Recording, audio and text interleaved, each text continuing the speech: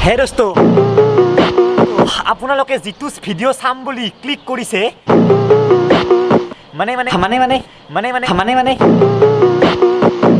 হিমন্ত বিশ্ব শৰ্মা আমি সকলোৱে জানো তেখেত এজন পলিটিচিয়ান লগতে তেখেতটো এজন মানুহ কৈছো এই ভিডিঅ'টোৰ লগত ৰাজনীতিৰ কোনো কানেকশ্যন নাই ভয় লাগিছে অলপ তো বলক আমি ভিডিঅ'টো আৰম্ভ কৰোঁ তো বহি আছো কাগজ চাগজ লৈ পিনে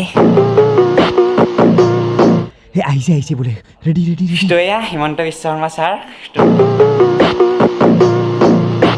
তো এনেকৈ শেষ হৈ গ'ল ইণ্টাৰভিউটো পুনৰ একবাৰ কৈছোঁ ভালকৈ কৈছোঁ পুৰা একদম যে এইটো কোনো পলিটিক্সৰ লগত কোনো বিজেপি এজিপি কংগ্ৰেছ এইবিলাক নহয় সম্পূৰ্ণ এজন মানুহ ইমান সহজে নপৰে